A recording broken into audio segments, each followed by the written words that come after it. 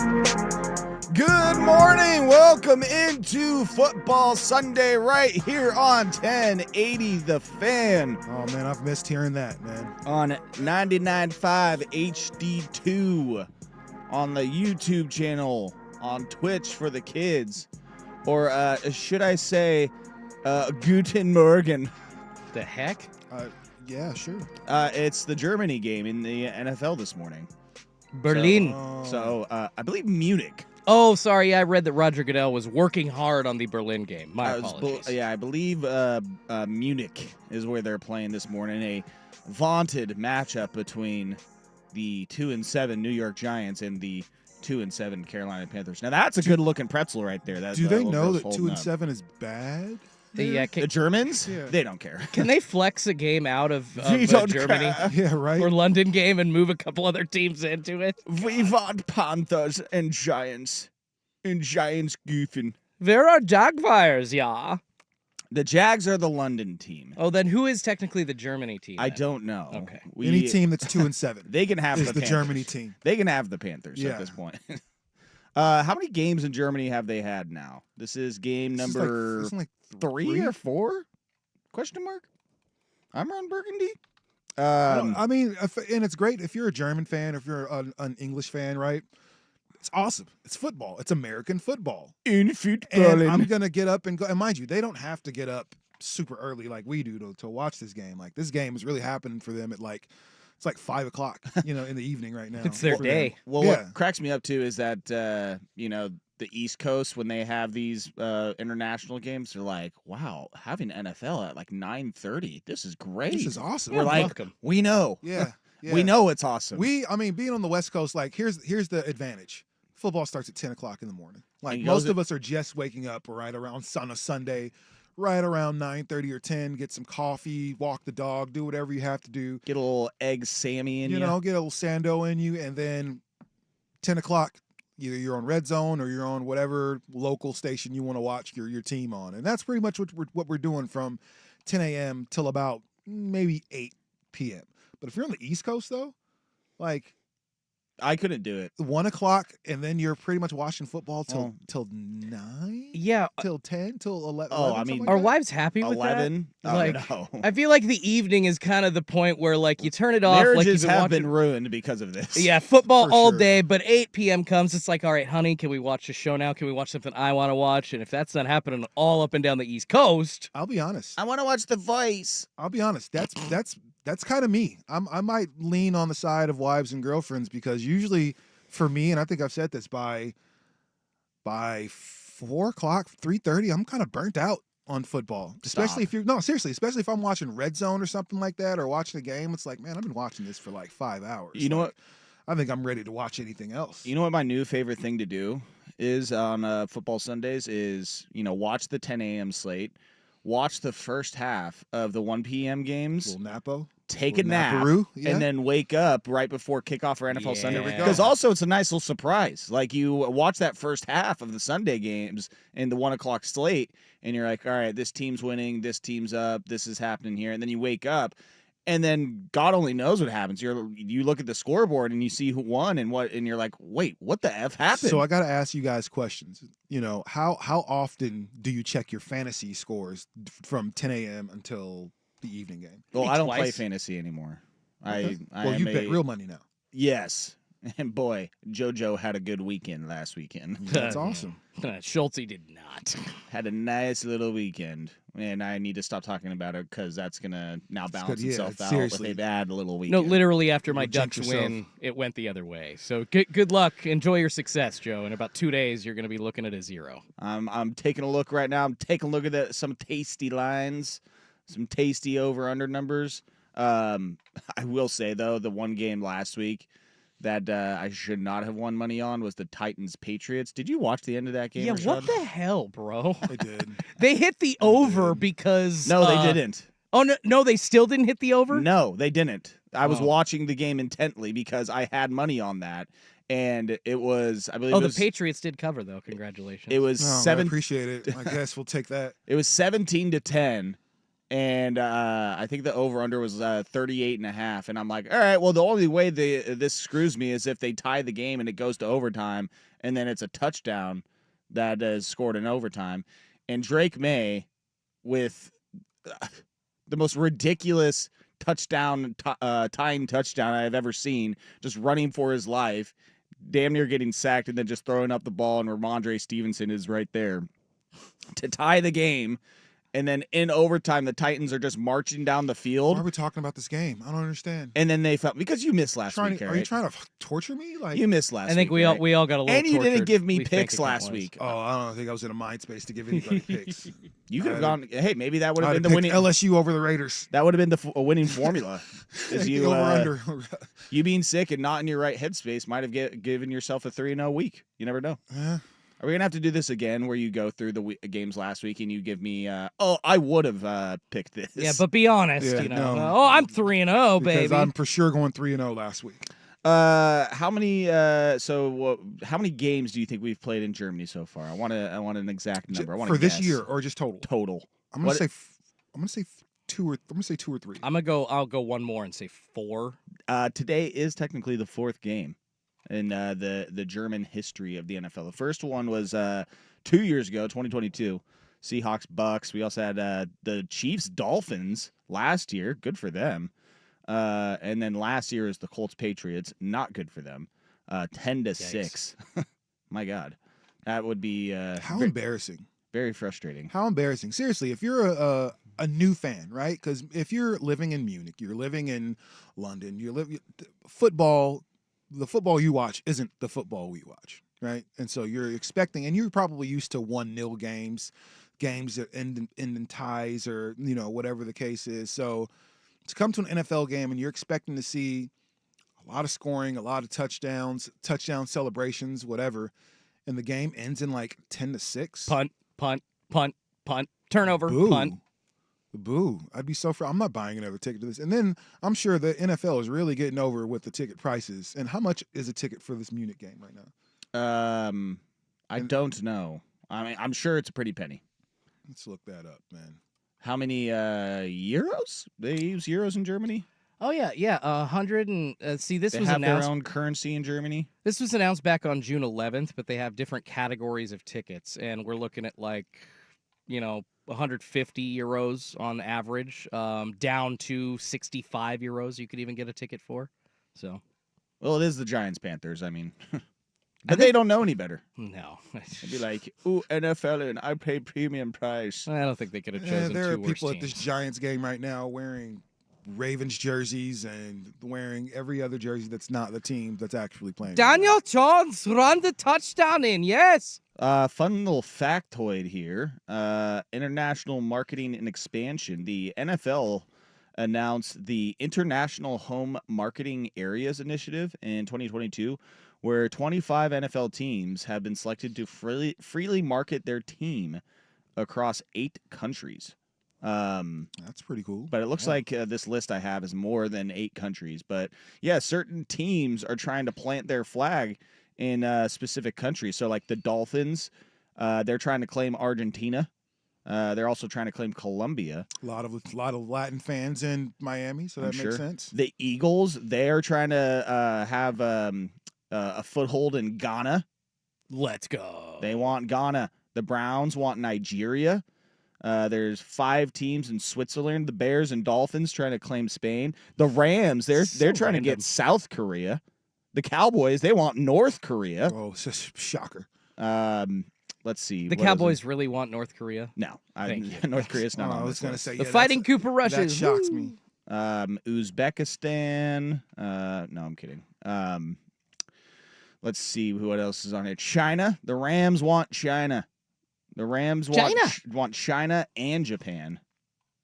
How about that? The Rams are just trying to take over Asia, really. Yeah.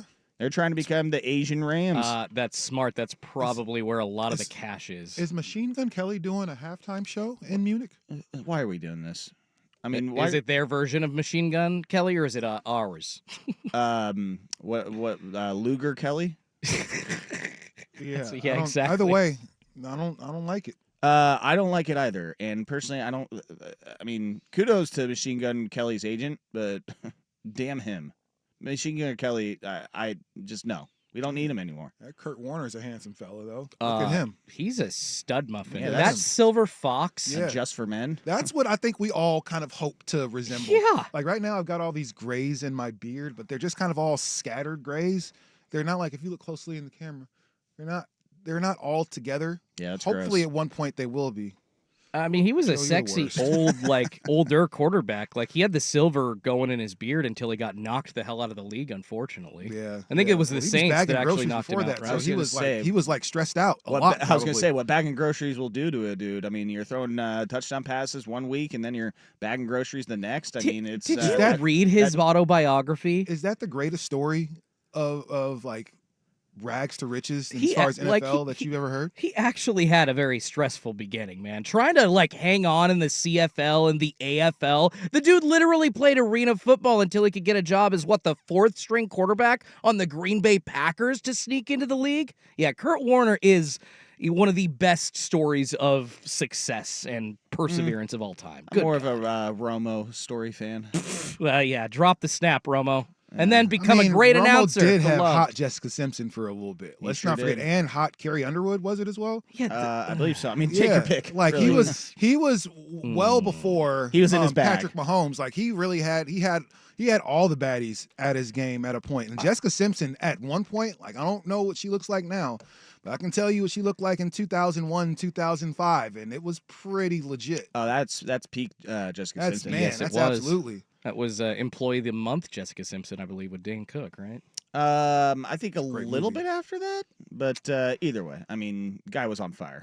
Hey. Could not be stopped. You really couldn't. Although- Shout out to Romo. Yeah, no, he did. He just got the best and he kind of moved on. And then he right? he married 2008 Miss Missouri USA, so he just kept it rolling. He kept the train rolling. Ain't nothing wrong with that. And if you're Miss Anything, USA or globally, then you're probably a 9.5 to about a 12. Well, not now, but used to be. I don't Yeah, know, we're man. starting to get a little woke apparently in these competitions, but yeah. Well, we want to know if they're smart, right? I mean, smart is attractive. Yeah, we need to know that, that's think- what the judges want to see. Well, I think the term sapiosexual actually exists for a reason. It's What are we talking about right now? attracted to intelligence. What's going so- on? I don't know. What just happened? I really don't Damn even it, know. Jordan!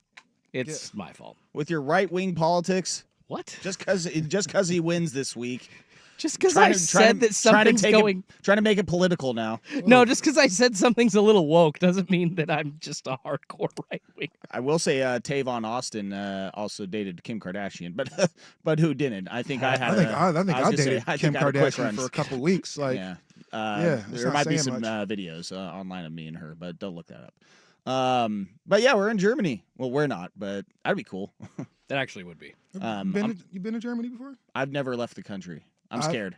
So in high school, well, after high school, we took a trip to London, Scotland, stuff like that. Got a chance to see Braveheart's grave, which was pretty dope. Wait, that was a real story? Yeah, William Yes. Wallace, very Mel real. Gibson died over there? He did, man. He Huh. did.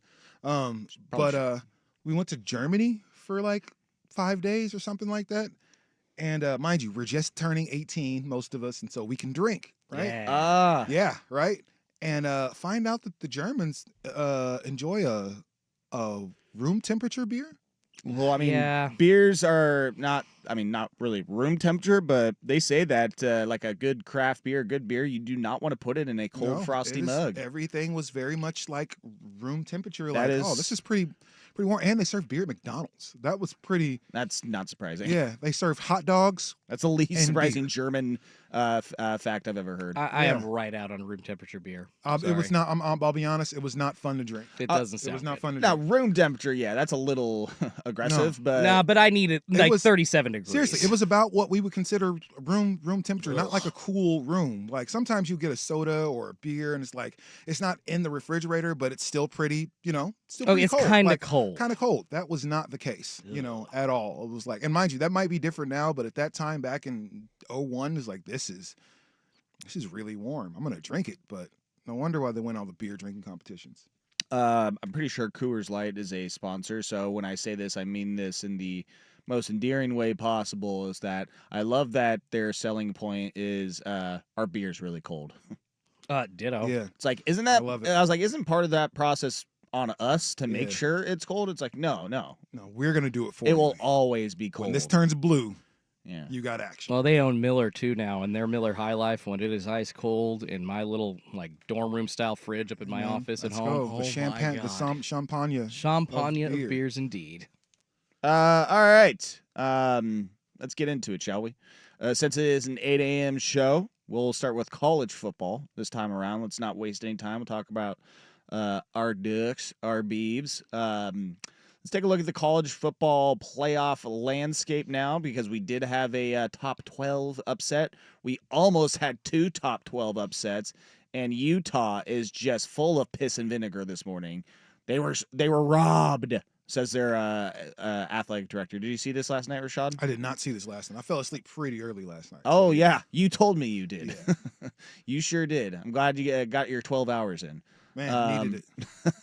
But yeah, Utah is just pissed. But one team should have lost last night, but they didn't. They escape again. But also, I just wanted to take a look at how things stand, because also the SEC is going to be an absolute mess the rest of this season. And then in the second hour, Rashad, we actually have a special guest. Oh yeah, Swear to God. that's awesome. Jeremiah Coughlin. You may know him as the on-field MC for the Portland Pickles, the champion Portland Pickles. A good little friend of mine. We golfed together at the Fan Golf Classic. And he will actually be having a show at the Helium tomorrow night. Nice. I believe he's going on at around 8 p.m., but he's going to stop in the studio. We're going to chop up some football with him because he is a Seattle Seahawks fan. So I feel like we saved the NFL for the second hour. Talk some Hawks, talk some NFC West. We don't need to talk about the Cowboys. Nothing happened this week. And I do want to get into some quarterback stuff though, because dudes are getting paid and not delivering. So got a lot to get into. But let's go right into college football here locally.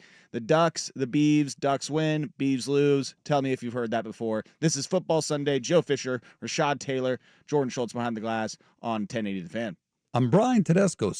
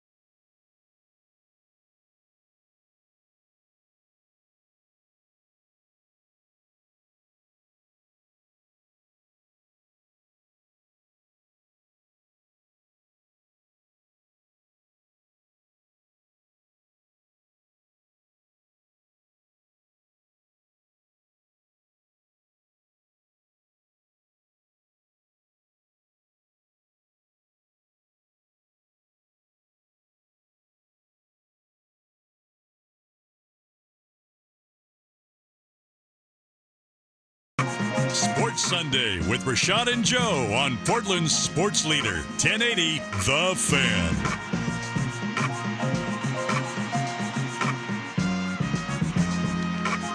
The Oregon Ducks, the number 1 team in the land. They get a victory against the Maryland Terrapins in their first ever matchup in the history for either team. The Ducks versus Isn't that Maryland. crazy? Like teams can be around for 100 years and never once play each other. I thought there might have been at least, one, but then again, That's insane. I don't know if the Ducks ever played like the Ragin' Cajuns. Like what? La- I doubt it. I don't What know. is that? Louis Lafayette? University of Louisiana Lafayette, I think. Yeah. Who knows? I'm gonna guess no. Exactly. There's just random teams that you're never gonna think of playing. Giants score a touchdown in Harmony, so now it's Did Daniel Jones throw it? no, it was run by Tyrone Tracy Jr. I'm shocked. But the Ducks, they get a win against Maryland. Listen, I'm gonna be honest. Very underwhelming offensive performance. There was a lot in that game that I think went the Ducks' way because of what the defense did, whether it was giving them short field on interception, getting a scoop and score. Underwhelming offensive game and just a lot of penalties. Very sloppy game as well. I'm glad that they had this against a team like Maryland late in the season because the talent gap and is going to be able to help you get through this game. But I mean, they went 6 for 15 on third down. I want to say that in the second half, came out, punted right away. I started the game, the first half and the second half, both with punts. Second half was a punt and downs. I mean, listen, it's selfish to complain about a win, but it was just underwhelming. It was just felt like many times throughout that game that the Ducks were going to start putting their foot down and running away with it, and it really didn't happen until the fourth quarter. And I've said it before about this team, said it early in the season, is that this defense is going to keep them in a lot of games, and thank God for that defense. And thank God for Jordan Birch on a fake punt. Also, like 30, 40 yards on a fake punt run by him. More yards rushing than Jordan James by the end of the game. Yeah, I mean, it was just, again, I mean, offensively, Dylan Gabriel, which congratulations to him, setting the all-time touchdown record in college football, 179 touchdowns. I don't know if he got 180 last night. It's going to get going up to closer to 200, right? Well, he would have to throw 20 more touchdowns in, what is it, 4 or 5 more games, essentially. Yeah, So, I think I mean, possibly 6, but yeah. if they get to the championship, so that's about it. But yeah, I mean, Ducks, they get a win. They that was one of those also kind of like the Purdue game, Michigan State game. It's like, dude, let's just get a win and get done with this game and move along. They got to go to Wisconsin next week, Camp Randall, which is going to be a tough place to play. Wisconsin is down this year. They are definitely not the Wisconsin of years past. But just going anywhere in the Big Ten this year in your first year, you went to the big house, you went to Michigan, and you took care of business there. There's no reason you shouldn't take care of business in Wisconsin. But again, just I was left with a little bit of an appetite for more in yesterday's win. I think I was too, like at least through the first half. And mind you, I didn't see like the first couple minutes of the game. I was driving back from Salem and I got a chance to start watching the game from there. Well, it was like, they had a chance to. I saw Oregon's down 3-0 to start, and I'm like, okay. Well, not 3 it's a field points. goal. That was an extended drive because of a roughing the penalty, roughing the passer. kicker. Yeah, So excuse me, yeah. So, but once I saw them get going, once they had the fumble recovery, it's like, okay, there you go. And you score again. It's like, okay, that's the way you're supposed to start playing. So going into the half, I was a lot more comfortable with where the Ducks were, but I think sometime and you mentioned never playing Maryland before, there's no familiarity at all with this team. And so you're looking at a team that has lost 3 of their last 4, or 3 of their last 4 games. And so I think there's a little chance that maybe Oregon was a little overzealous coming into this game, thinking like, okay, well, I it's 4-4. Like we beat Michigan at Michigan. We beat Ohio State. Like we're not going to lose to this team. And Maryland at first was like, nah, we're gonna give you a fight, and they did. Throughout the first half, they really, really fought the Ducks. And then third quarter comes, and the Ducks get 8 points on the board. And it's like, okay, well, I think this game is pretty much in hand, from there. But at first, you're right. There was a lot of penalties. It was the sloppiest I think we've seen the Ducks play since like maybe week 1 or 2, as far as just being able to make something happen mistake-free and play mistake-free football. Luckily, they were able to win the game, and they were able to win the game by, let's be real, they won by 21 points. So they won by Covered that They spread. won by a lot, So whenever you beat a team by spread a couple, was 24. was it? Dang it! Yeah. Oh, okay. I thought it was. Yeah, you still got close. And in a college football game, you beat a team by 3 touchdowns, basically. Like that's still that's still pretty legit. So like I Good totally teams understand. win, great teams cover, Rashad. Oh, I suppose. I'm sure they're all thinking about covering for you clowns, man. But either way, I think it was another resilient win for the Ducks, especially in the second half. You look at the stat sheet, and Dylan Gabriel didn't play, or it didn't look like he played great, right? Only 180 something yards, and 3 touchdowns. But he kept his team in it. Obviously, some receivers. I'm not sure what we heard about Trayshawn Holden. Is he out for the while? I know he came back, put some extra padding on that leg of his and everything. But I think if anything, if the Ducks experience any type of trouble, it's going to be just making sure their receivers stay healthy for the next 4 games or so, 3 games. Yeah, I think health, that's, obviously key going into the last part of this season. What a key injury on offense or defense, how it will, really change things for this team. So staying healthy. But again, I'm glad, I guess, this happened against a team like Maryland, because you go into the Big Ten championship game with a sloppy performance. I mean, 12 penalties for 95 yards. It seemed like there was one drive that they just could not get off the field. And that's how bad teams stay in games, is that they're able to keep your team, your offense off the field. And then when you're not in rhythm and you're not getting those possessions and you're not on the field as often as you like to be, that's also what you get on the offensive side, is just looking kind of out of sync and kind of not in rhythm. And I saw that yesterday, which, again, thank God it happened against Maryland, and thank God it happened in this game, because you do not want that to happen in the game against Washington. You don't want it to happen against whoever you might play, knock on wood, in the Big Ten championship game, in the playoff game. So, overall good win on the defensive side. I think they held up their end of the bargain, and you've got 2 more regular season games to really shore things up and close out this Big Ten season, regular season, before you're heading into the Big Ten championship against either Indiana or Ohio State at the moment. Yeah, hopefully they can improve on that offensive performance. 363 yards. That was the worst total offensive output for Oregon all season. And I'm sorry, I didn't think it was going to be Maryland that was going to be able to stop their high-powered attack passing-wise. But, Dylan Gabriel looked, even with time, a little out of sorts yesterday, and I'm assuming that was because he did not have Tez Johnson and then Marcus Harper on the line as well. They had somebody stepping in besides Cameron Pickard at the guard position. I think that worked, but for some reason, man, Maryland was able to muddy up the middle. There just was no open seam down the middle, and obviously Tez is usually there catching those balls, but he couldn't find anybody there. He was throwing a lot more to Terrence Ferguson than he usually does, and then the running game obviously wasn't established either. And Joe, you made a great point about the defense keeping Oregon's offense off the field, and I think it was kind of a little bit of both. And you look at the time of possession, it was about 5 minutes separated at the end of the game, Maryland winning that, but up until the last possession, it was like an 8-minute separation. So really, the entire game, Oregon had 2-minute driving out, and thankfully they were able to put something together on defense with that fumble recovery for touchdown by Brandon Johnson. Otherwise, the score wouldn't look as good as it does. Mm-hmm. But Oregon is better than what we saw yesterday. I'm trying to remember that they did have some injuries, but I said it last night on the postgame show. It was a herky-jerky win.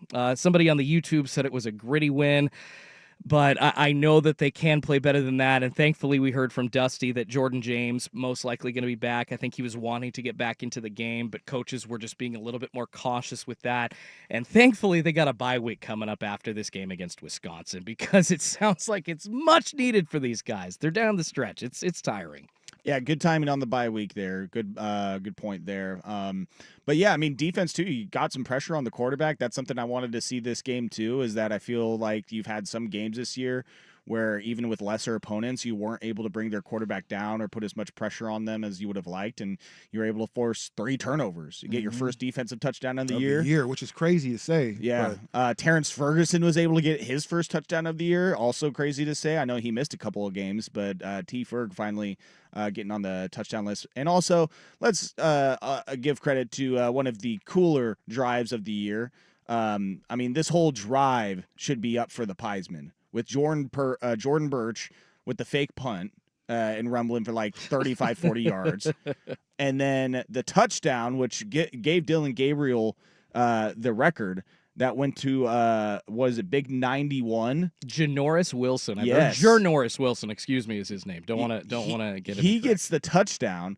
Thick and six, baby. He gets the touchdown, and then I believe it was Cornelius that got the 2-point conversion on the direct snap. I said hang it in the Louvre the entire drive. I love it. Big 280-pounder pulling off the option run. That looks Listen, so whenever cool. I see one of the big boys up front score a touchdown, that makes me happy. There's always a little like giggle that I do, like, that was nice. That was cool. See, and I'm looking at the box score right now. Maybe I need to go to another website. I'm trying to see. Oh, I was in the receiving section. My bad. Yeah, Jordan Birch, 36 yards, longest run of the day, longest play of the day for the Ducks offense.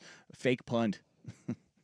That's awesome. And Yeah. the best part of the Frame day, that and hang it in the locker, my They man. did not have many chunk plays yesterday. the best part of the day was Sabrina Ionescu bringing the WNBA championship to Eugene. You know, that was pretty cool. So hopefully, Yeah.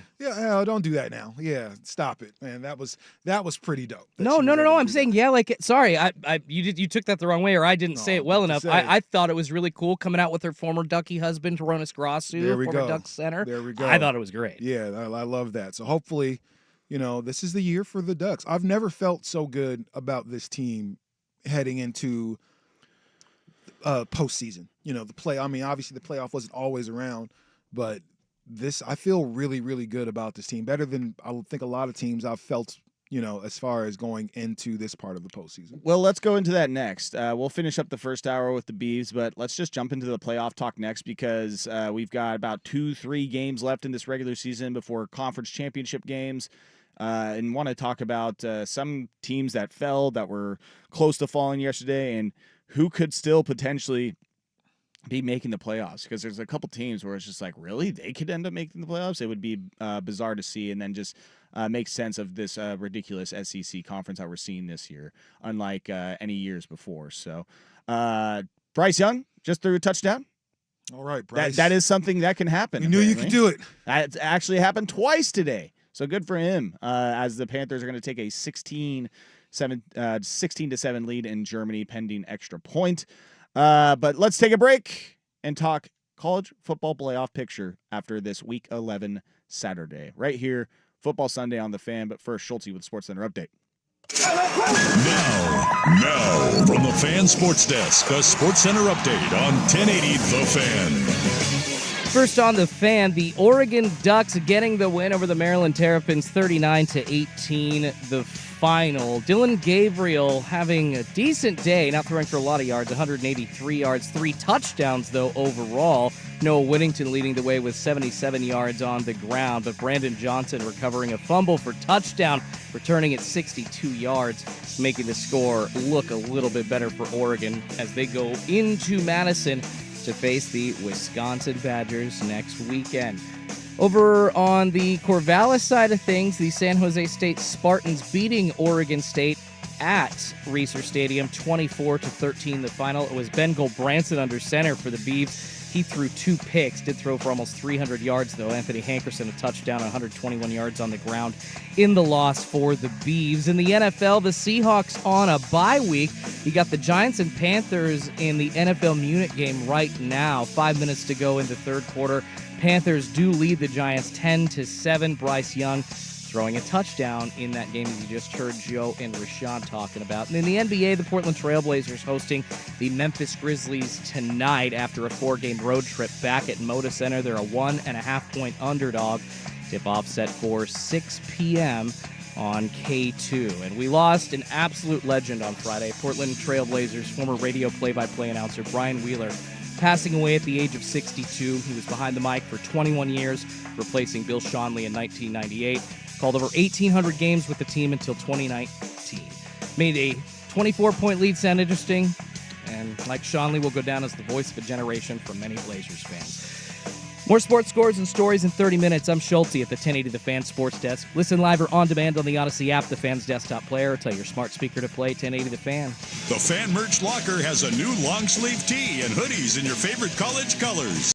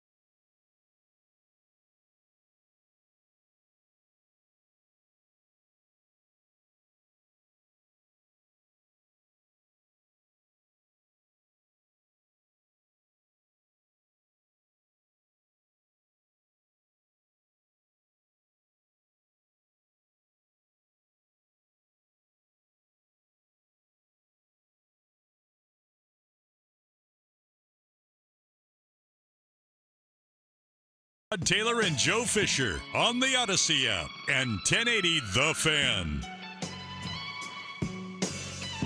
Incorrection. Bryce Young, they call that touchdown back, Of course they did. Thank you. but they ended up scoring anyways. Chuba Hubbard, 1 yard touchdown, so it is 17-7 Panthers lead. By the way, Chris Berman still has his fastball. On last NFL Sunday when he does his fastest 2 minutes or whatever, he referred to as Chuba Hubbard as Chuba Missile Crisis. Oh my gosh. Thank you. I watch NFL Berman. primetime every single week. I Chuba don't know about Missile y'all. Crisis Hubbard. Berman. I'm so great. Now, granted, I saw that on Twitter, so that could also be a potential lie and not true at all. But I'm going with it because that definitely sounds like something Chris Berman would do. Believe. I appreciate it. Looking at the rest of college football, not surprised at all, and it was bound to happen at some point. I am surprised that it happened to the same team that it did last year, but Miami loses to Georgia Tech. I was so disappointed. Again, I'm not surprised that they lost because they have been escaping games by the hair of their chinny chin chin, and they should have lost 3 of these games already. But, I mean, Georgia Tech, that's the team they lost to last year when Mario didn't want to kneel the ball, and Georgia Tech was able to win it late. And so I thought Mario would have had this one circled on his calendar. Well, Georgia Tech, they had 2 circles on their calendar. They're like, hey, you know that they're going to have this one pinpointed, so we need to make sure we bring our best. And, boy, do you want to talk about a discrepancy as far as one team being able to pass the ball and one team being able to rush the ball. But Georgia Tech, daggum, they end up getting the victory and giving Miami their first loss of the season. Now, how that pertains to the college football standings and the college football playoff rankings is there's now only one remaining team that is undefeated in ACC play. Do you know who that is, Rashad? One team remaining in ACC play, undefeated. No, it's No. not Cal. No, yeah, it's for sure not Cal. Stanford? No, just kidding. I don't know. I know there's only 3 undefeated teams left, and Miami was one of them. So The SMU Mustangs. Yes. Right. The death go ahead, penalty. SMU. The death penalty doesn't even matter. If you Yeah. have enough money in 30 years, you can get around anything. There's no reason they should have even still the death penalty. They shouldn't even know what that is anymore at SMU. Yeah, Well, I'm sure. you know what I mean? Dude, I'm sure their current student body has no idea. No, that no. happened. No, but the whole point of it is to literally for years upon years, change the direction of a program. It actually had Louisiana Lafayette. We were joking about them in the first. I mean, they had a death penalty, I think, in basketball as well. Their basketball program is literally still never recovered. But SMU, no, they don't remember it, but it's because of all that Dallas donor money that they got. Did Louisiana Lafayette had a basketball program to be reckoned with? Or, Hey, I mean, back was that, in the 60s, I believe they did. was that a thing? Yes. Yeah. ULL, baby. Who could forget the Louisiana Lafayette Raging Cajuns basketball team of the 60s? I can. Easy. But with that being said, SMU right now, they're going to get actually in the new college football rankings, they will have a first round bye. The rankings also, when they first came out last Tuesday, it was like, wait, what? And then, you were like, okay, I get it now. Because BYU, they are the leaders of the Big 12, and they were the 9th ranked team. But because they are the current conference champions, if the season ended today, they would be one of the teams that get a first round bye, which still stands, by the way, because BYU in the Holy War last night, they somehow were able to escape with a win. Rashad, it was ridiculous. Utah, they go into halftime. I believe they went into halftime up 21-10 on BYU and decided that they did not want to score another point on offense in the rest of the game. Of course not. Why would you? Do that. Not something I would suggest. I would try and add on to my point total, but that's just me. BYU, though, they go up against Utah. Final drive of the game, and Utah's defense was just flustering the BYU offense for a good chunk of the game. I mean, the starting quarterback for BYU, Jake Retzlaff, the BY Jew, by the way. Did you know that he was I Jewish? did not. Yeah, I didn't know that was possible, but anything is possible, I'm sure as that's Kevin Garnett tough said. at BYU. But Jake Retzloff, rather, 15 of 33 in this game. It was bad. It wasn't great. No. But the final drive of the game, I mean, this game was over. They got sacked, BYU did, on 4th and 18 or something like that, like at their own 1 yard line. Like, this game was over. Utah had it sealed. But, there's Laundry holding defense on Utah. Automatic first down. So then that gives BYU life. And they were able to get a 10-yard penalty that put them then at the 19-yard line of Utah. Were able to complete a 30-yard pass and then a 12-yard pass to get out of bounds. They also had no timeouts left. So then they ran the ball a couple more times. They did the whole let's run a play and then run the field goal team out there. Now, they had like 40-something seconds, but they were able to get the field goal unit out there, line them up, and then, boom, 44-yard field goal for BYU with 3 seconds left to go up 22-21 in the Holy War, and they get the W over Utah in dramatic fashion. And then the athletic director for Utah just went off in the postgame, saying that game was stolen from us. I was excited to join the Big 12. I'm not anymore, he said. I'm going to write a letter to the conference commissioner. He'll be getting a stern talking to on Sunday. But Well, I mean, doesn't change the score, bud. Yeah, and let's just be real. If you're Utah, you've lost 4 in a row coming into this game, right? So, But it's the Holy War. Yeah, it is. But there's no. You should have wrote a letter 2 weeks ago For the sake of Joseph Smith, Rashad. Yeah, I'm sorry. You have harsh words, but I would have harsh words too if I've lost 5 games in a row at this point. So, but I think at this point, now mind you, did they get hosed on the left? Yes. I would say that sucks, but also know, don't hold. But yeah, but also don't hold and be better. At this point, like it to start the season 4-0. Don't be mad, be better. That's what my coach used to say. Yeah, I mean that's and essentially that's right. Like you were better at the beginning of the season. We didn't hear anything about you being so angry and about your entrance to the Big Ten and how excited you were when you were 4-0 to start the season, right? When you beat up on Baylor and beat up on Utah State. We weren't hearing this. And now that you've lost 5 in a row, now all of a sudden you're angry. Well, don't lose to Arizona. Where was this anger after you lost 27-19 to Arizona State? Yeah, exactly. It wasn't there. So I don't want to hear that right now. It seems like you've got a lot of things to work out. Moving to the Big Ten, and I would say moving to the Big Ten wasn't exactly great for Utah, but they're not losing to a lot of Big Ten teams. You know what I mean? Like, they are. Don't get me wrong, but Arizona and Arizona State are schools from your Pac-12 conference that you should be beating. Southern Utah is a team that you beat, but they're not in the Big. So it's like, I don't know. I think you should be a lot better than you are, Utah. There was a lot of expectations for Utah coming into this conference because of what they were able to do in the Pac-12. So guess what? Don't want to hear your words and how angry the AD is from Utah. Sorry. Like, I get it. You got hosed. Move on. Be better next week. What this could be setting up here, Rashad, in a couple weeks is a Big 12 championship game between the BYU Cougars and your Colorado Buffaloes. Oh, they are my Buffs. Colorado still has a chance to make the playoffs. They are my Buffs, and Right. I'll be real. Cannot believe we're in this world, but we are. Right now, the Big 12, as it stands, BYU at 6-0 in conference play, Colorado at 5-1, and then you've got 4 teams at 4-2. So there's still plenty of things that could happen in these last couple of weeks. Iowa State, Kansas State, Arizona State, dilly forks up, stomp the bus at 4-2 in conference play as well.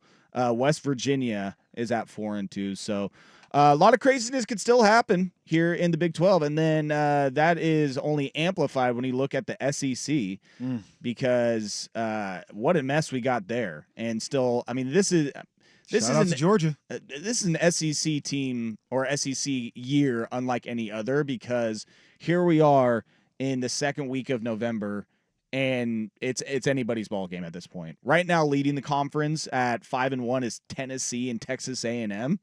What? Yeah. And then you got Texas at 4-1. Texas will probably just get in there, Whether they win the conference or not, they'll probably get an at-large bid, is my guess. But Georgia now has their second loss in conference play. Ole Miss, they were able to bounce back after having 2 rough losses earlier in the season, one to Kentucky and then one to LSU. LSU actually now got their third loss of the season, second in conference play. So that they're probably out now. Probably. Alabama is at 4-2 in conference play. Missouri is at 3-2. But it's the SEC, so even with 2 losses, I expect at least them to vault some of those teams into the playoff. But I think, and that's going to happen. But I think if you look at the schedule, there is a possibility. Oh, it's going to be a few of those teams. I was going to say it could be like a couple 3 2-loss teams at least. The way they sweat the SEC, and this is what we know, they truly believe the SEC is the pinnacle of college football. But it just means more. It just means more, and so I think based on that, they're going to put a few teams in. Well, the conference always is weird, but it lays out this season that there is a chance where I think almost every SEC team could finish with 2 losses, if not every single team at this point. You got Texas, who I think is going to make it. Alabama, I think, is going to make it because they have a disgusting schedule the rest of the way. They play vaunted Mercer next Saturday. That's going to be a barn burner. And then they'll play Oklahoma in 2 weeks, who is one of the worst teams in the SEC this year. They have been god-awful. And then they'll also play Auburn, which as well has been one of the worst teams in the SEC. Their only conference win has been against Oklahoma. So Alabama's looking pretty good right now as far as their path to the playoff. And then Texas A&M and Texas will play in the final game of the year. That will be huge ramifications in that one. As far as Tennessee, I believe, I want to say that Tennessee has Georgia next week. Yeah, Tennessee, Georgia. That's a huge matchup right there. So still so much to be sorted out when it comes to the college football playoff. We didn't even get into the Big 12 or Big 10, but right now it's really coming down to 3 or 4 teams that could potentially win that. But still so much to be sorted out. No. So a lot of football to be played. And there's only a few weeks left, but there's still a lot of football to be played. But I know we have to break, but hey, man, shout out to Deion Sanders. Shout out to Colorado. We remember Colorado was a losing program before he got there. Like the worst program in the Pac-12. And within 2 years, he's took a bunch of kids from HBCUs and put them on this team, and what do you know? They're sitting at 7-2 and 5-1 overall in the conference. But hey, Deion and that staff is always going to get my respect out there for what they're doing out there in Boulder. Well, from the way that the first 2 games went of their season, them barely beating North Dakota State and then just getting crushed at Nebraska, it was looking like they were just going to... It's going to be a bad year. Yeah. Another bad year. Yeah. And they have rallied. Their only other loss against Kansas State, that took a miracle heave towards the end of the game by Avery Johnson in Kansas State to win that game. And now, granted, it took a miracle heave from Shedeur Sanders against Baylor to be able to win that game. So which was a crazy all-time play. So I guess it all balances out. But they got Utah at Kansas versus Oklahoma State to end the year. So there could be a loss in there, but that's a pretty nice way to end the season against 3 of the teams that are towards the bottom in the Big 12. Let's take a break. Let's talk about the Bees real quick, but because I feel like we're obligated to, being that they are the other college. No, we don't have to. D1 college football program in the state. You weren't here for our Oregon State story, huh? Oh, was it? I still believe in them. I think they can rally and no. Hell no. It was much different. It was much different. We got to go see the Beavs together, and it was quite the experience against UNLV. Oh, you went to Corvo? We did. Yes, sir. Corvegas? Yeah, we did. Yeah, a lot of puking, a lot of drunk falling over, a lot of peeing in the concessions area in the concourse. Literally had somebody fall onto me. Oh, hot. No, because they would have hit their skull on the pavement if they didn't. Talk about the Beavs next. Pray for them right here. Sports Sunday, Football Sunday on 1080 The Fan.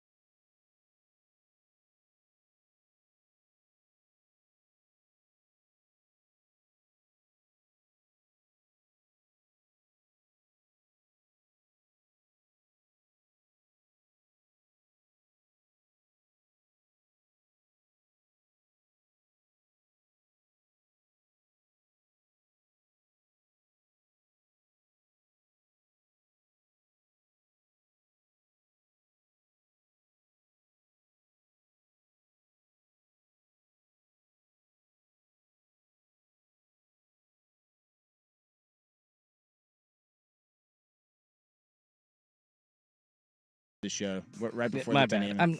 I'm not used to going back to 8. I was gonna say it's early show, early 8 a.m. Be like that sometime. But again, I feel like a good segue into who do we not love, and that is Oregon State Beavers football, because they're not going to make a bowl game. They'll probably beat Air Force next week, but right now You think? that's not promised. And then you have to finish the season against Boise State, have fun giving up 300 yards to Ashton Genty, and probably going to lose to Washington State as well. Go Cougs. So, and that puts you at 5-7 on the regular season, and that puts you on missing the bowl game. Yesterday, I thought they not bad little first half. I mean, they were, I believe they were leading at the end of the first half. I could be wrong. It was 10 up at the end of the half. Tied at 10? Yes, sir. Yeah, okay. And I thought Ben Gulbranson did good enough to not lose this game, and then the second half happened, and he had to throw the ball more than any point in his career. I know that then without Jam Griffin right now, they can't lean on the run game as much with Hankerson and Ala, but Gulbranson ended up throwing the ball, I think like 32 times or something like that. 37? Dear God. That is a recipe for disaster at some point. Whether he is clearly improved as a passer from what we saw in the first half, but when you have to have Ben Gulbranson throw that many times in a single game, it's not going to end well for you. One of those being a pick six when they were backed up against their own touchdown, and then another one towards the end of the game. But it's bad. It's bad in Corvallis. That is what, their fifth straight loss. How? Like, I'm so confused on how it's this bad when you're not playing like great teams like that, except for the UNLV Running Rebels. But outside of that, you're not playing anybody. You played Oregon the third game of the season. You played Purdue. You got to win. Boy, they were puffing their chest against that Oregon game. Oh, absolutely. Leading up to that Oregon game. Absolutely, because you thought there was a chance. You had 2 games against Idaho State and San Diego State where you pretty much handled them the way you wanted to, and then they came to Corvallis and the Ducks completely boat raced you. But then you think about where the Ducks are now, and that's not super surprising. But a loss to Nevada is surprising. For a lot of people, the loss to UNLV was super surprising. A loss to Cal, like 4 straight losses. Like this team, you guys all know, beginning of this season, I was looking at their schedule and saying, outside of Oregon, they got a chance to really run the board. I was really confident that Oregon State would be better than all these teams they're losing to. And, to my chagrin, here we are talking about the lowly 4-5 Oregon State Beavers. Like, yeah, I don't know. Like, I want to be supportive. I'm one of those people that feels like the state of Oregon is better and a lot more fun when both of the Oregon schools are doing well. Yeah. I mean, listen, I'm an Oregon Duck fan, Oregon Duck alum. So obviously I don't like the Beavers, but it is better when they are better. It makes things more interesting. I mean, this is just sad. I mean, in a few of these games too, you had a chance to win it either late in the game in the fourth quarter. You either had a lead. Like the Nevada game, that was one you easily could have won. Even the next week against UNLV, down to the last play, they had a chance. San Jose State yesterday, I mean, while you gave it away at the end of the game, you at least went and tied. Ben Gulbranson was not playing terribly. Felt like he was giving yourself a chance. But I mean, the game 2 weeks ago against Cal, I mean, dear God. Just by Cal, 44-7? Really? That's how you went out? It's rough. It's really rough. And I don't know what you do going forward, because this is just a recipe for disaster moving forward. Like, you don't have a conference. You're playing a elevated Mountain West conference, I guess, schedule. This can't be appealing to recruits. Like, hey, come play at Oregon State. We're not in a major conference anymore. We're not very good. Trent Bray, we'll see what remains for him going forward, but he's got a lot of work to do. And I know that this is going to be a rough season with the transfers, with the new head coach. Anybody that thought that this was going to be an 8-win, 9-win team, I mean, like, more power to you. I'm glad for the optimism. And it's really tough to look at the schedule and say that they shouldn't have won at least 8 games. Like, I mean, considering the year that they had last year and the year that they had the year prior, 8 games was a given, right? I mean, I looked at Giovanni McCoy's sophomore stats. I didn't think they would translate from Idaho to Oregon State, but you thought with a couple of really good running backs, maybe Jeremiah Noga, maybe Zach Card can develop into a relationship with him and they can get something going, but it was a dumpster fire. Yeah, it's rough. Again, hopefully they win against Air Force. They can give themselves some sort of confidence going in Washington State.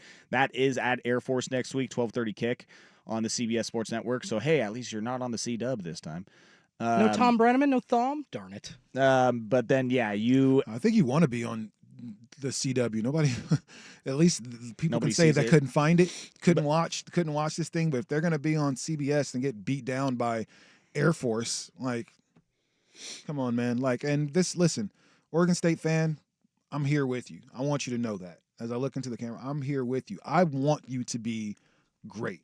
First thing y'all got to start doing is recruiting kids from the state of Oregon. Stop trying to go into California and getting these 2- and 3-star kids when you got some 2- and 3-star kids right here in the state of Oregon that could be able to help you and would be probably psyched to be recruited by Oregon State. But we do a great job of not getting a lot of kids from Portland. And then you look up the road at Eugene, and there's tons of kids from Portland that are on that team. So maybe take a page out of Big Brother's book and start trying to recruit some local kids. All right, let's take a break. Got to run outside and open the door for one Jeremiah Coughlin. He's got a set tomorrow night at the Helium Comedy Club. He is your Portland Pickles on-field MC.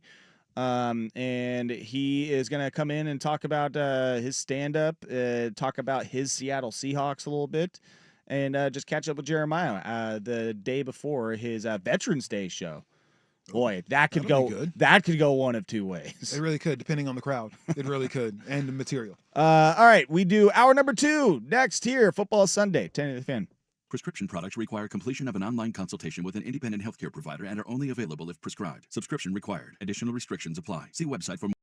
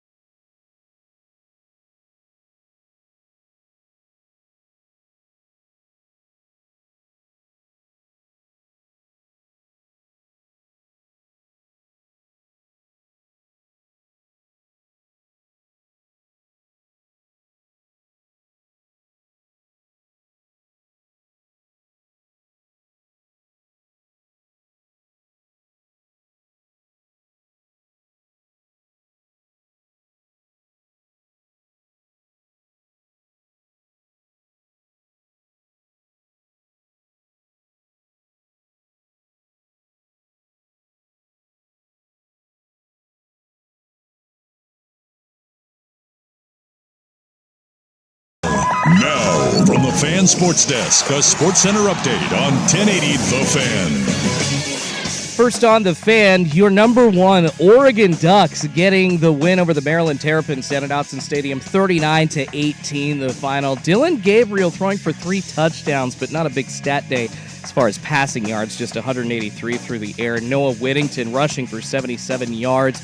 Jordan James adding a touchdown. He did not play much, though, outside of the first half.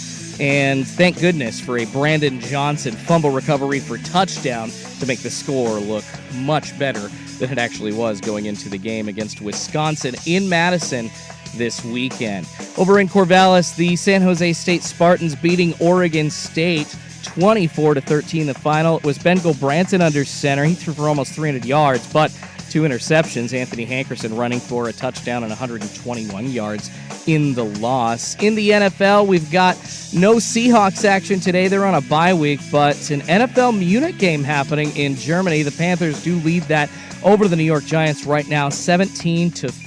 Chuba Hubbard rushing for a touchdown. That Bryce Young passing touchdown was actually called back, and then Chuba basically just ran it into the end zone to keep the Panthers up. Well, once again, 9 minutes to go in that game. 17-14 the score. Carolina leads over New York. And in the NBA, the Blazers are back in Portland hosting the Grizzlies tonight. A 6 p.m. tip is a 1.5-point underdog on K2. And we lost an absolute legend on Friday. Former Portland Trailblazers radio play-by-play announcer Brian Wheeler passed away at the age of 62. He was behind the mic for 21 years, replaced Bill Schonely in 1998, and called over 1,800 games with the team until 2019. Wheels like Schonely will go down as the voice of a generation for many Blazers fans.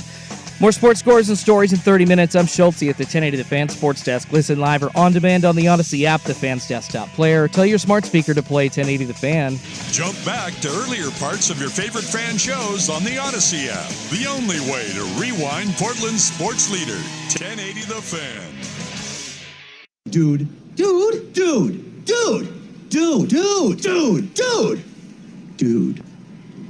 I guess you've got a point there. This is Sports Sunday. Hey, Skidmark Steve! Hey, dude. You still just hanging out playing Nintendo? Well, if you must know, I'm in my second year of med school, and I'm training for the summer games. What are you two up to? Just hanging out, playing Nintendo. A recap of the sports week, a preview of today's games, and next week's big stories. You think Shaq got rich playing in Orlando? Hardly. He made his fortune moving to LA. You know how much he makes now? As much as he made playing in college? What? No. Now, here are Rashad Taylor and Joe Fisher. What happened out there? You know, it was a team effort, and I guess it took every player working together to lose this one. Thanks, Doug. And so... Hey, want to do an interview with me? No. With Sports Sunday on the Odyssey app and 1080 The Fan. Bob, in all my years of calling games, I don't think I've ever been this excited. You're excited? Feel these nipples. Hour number 2, Football Sunday, right here on The Fan. Joe Fisher, Rashad Taylor, Schultze on the ones and twos. And in studio with us now, good friend Jeremiah Coughlin. You might know him from his Pickles fame of on-field emceeing, but he is a funny guy. He makes us laugh with his stand-up comedy, and he has a show tomorrow night at the Helium Comedy Club. Yeah. At 8? 8 o'clock. 8 o'clock. Veterans Day. And doing the press row, the rounds, he knew that Football Sunday was something that he. This is where you had to be. Target audience. Right here. I saw you making some appearances throughout the city over the last week, and I was like, I'm honored. I'm honored that we're on the press run. You made the cut. Yeah. I know. It's great. It's great. How things going for you, bud? You hitting the sticks? I've seen a lot more lately. It seems like every time I see on your Instagram story, you're playing golf. You're at the range. You're probably better than me at this point. I hope so. I would assume so. I just started Probably playing. so. Yeah. Fish is sneaky good. Joe's pretty good. I've been on a scramble He's team okay. with him. He's okay. We had a good time at the Fan Golf Classic. Yeah. Jeremiah, Parker I of was very new. Joe tends to get very lucky on the course. Hey, I saw him almost get a hole in one. That's See? true. Luck. Almost did that, right? That's true. He was there. He was in attendance for that. Mm-hmm. That was great. That was one of my finer golf moments. That's why I probably just should have stopped playing. Yeah. Because it's been all downhill since then. Just walk away. I had one of those this week. I was playing terrible, and then I hit the pin on a par 3 and was like, okay, maybe I can do this. There's always one thing that keeps you. That's right. You were telling me it about keeps this. you going. Yeah. I'm shanking left and right and everything. As soon as I hit one square, and I was like, okay. Yeah, I think this is going to be a good day. It's like the 16th hole, but who cares? Like the day's going to end well. You gotta get warmed up. He's an undecided voter out there, going left, going right, doesn't know what to do. I have no idea what to do sometime. But Jeremiah, nice to have you in, dude. Thank you. Glad to be here. But we have to get down to brass tacks because like that. this is Football Sunday.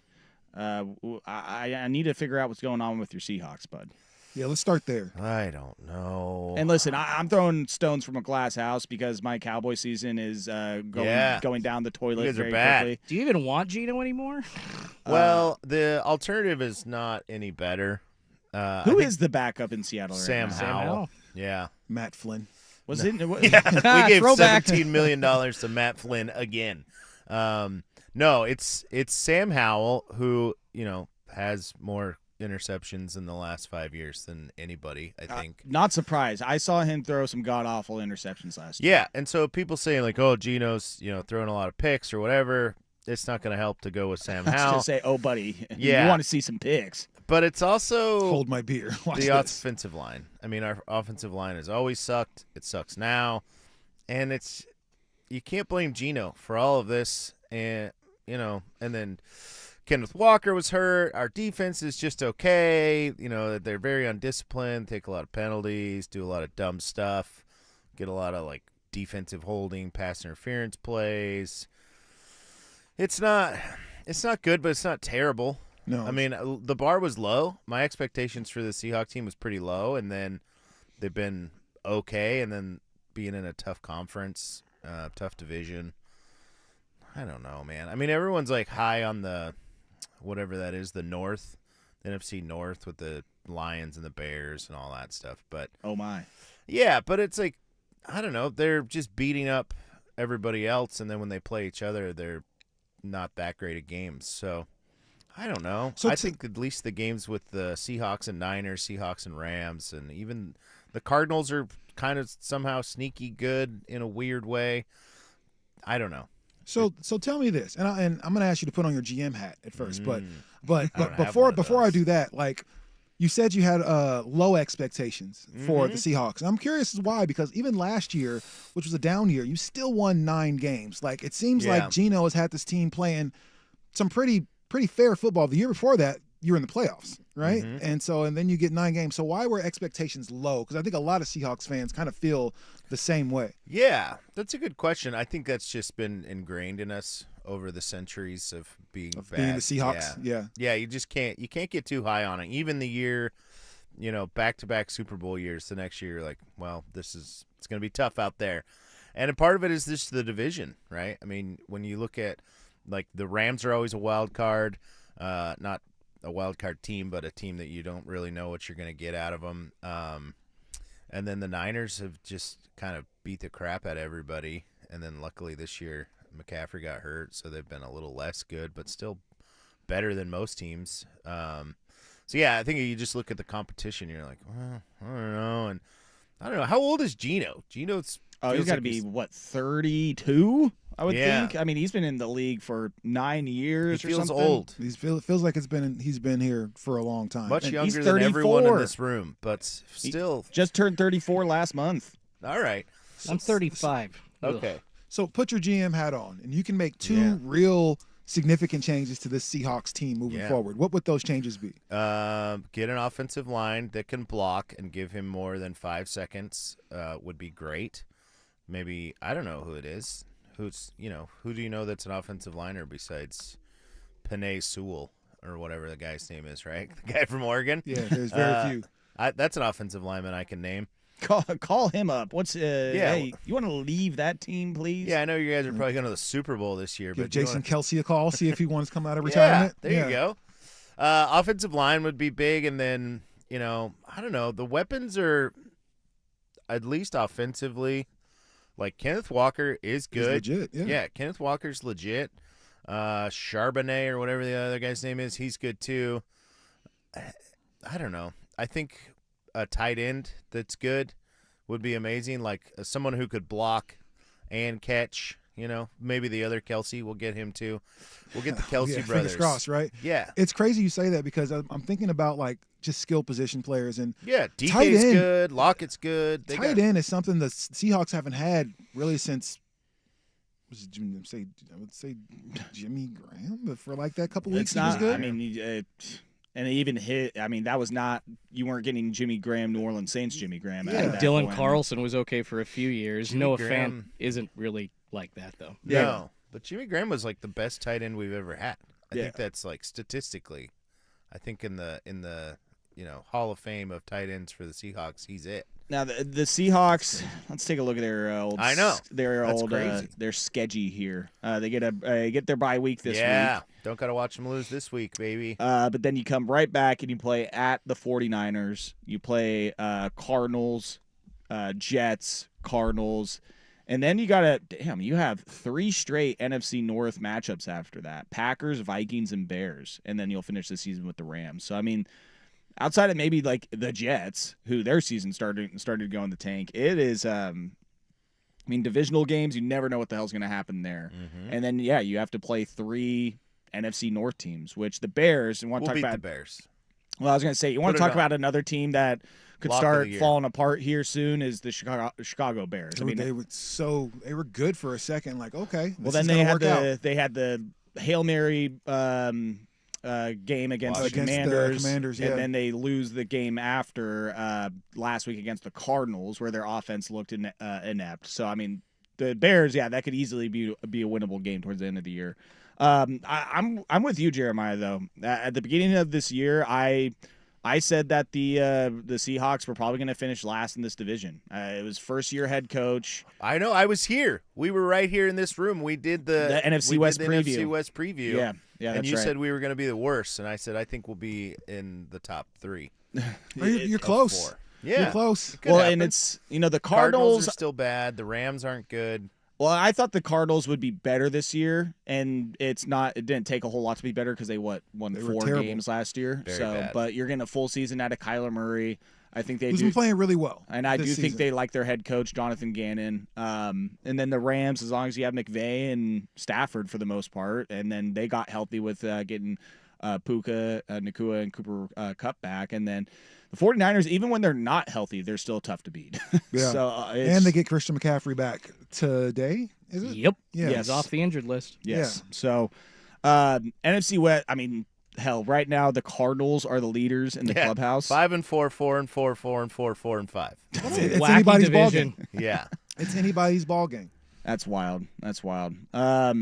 But Seahawks, they get the break, and then they'll have to go and take on the 49ers next week. But I'm putting money on the Commanders. today, Just so overall to win the Super Bowl. I to don't win, know. dear God, I just love them. you I don't know. animal. I don't know. You absolute animal. I'm not far behind you. I mean, I'm not saying I don't think they'll 7-2? win, but I mean, they got a great defense. They've got a quarterback who is just It's doing he doesn't know that crazy there's. stuff. I think you got a team in the Commanders. They don't know they're not supposed to be good right Yeah. now. But they're just out there just playing football and just having some fun. So I like this Commanders team all of a sudden. Well, I think that Dan Quinn, his time with the Cowboys, really molded him well into being an even better head coach. So you're welcome, Washington, for his Cowboys stint. Well, Cliff Kingsbury too, I think, gets some credit for the way he's handling Jaden Daniels, right? Oh, I'll give him a little bit. Well, he Yeah, for handpicked sure. Kyler Murray. I mean, Yeah. you heard him say before the season, and then I think again before they played the Cardinals that, I pinned my career on a guy like Kyler Murray. I still think he can be successful. So to hand him the keys to somebody like Jaden Daniels with that offense, and my theory is that they could win a Super Bowl this year if they just play out of their asses the rest of the season. But past that, this is an adjustment league, right? They will figure out Jaden a little bit, and next year is not going to be nearly as successful for him. Well, So they hope. If he Commanders wins have a this little year- window. If he wins this year, then what does all that matter? It doesn't really matter. So, Yeah.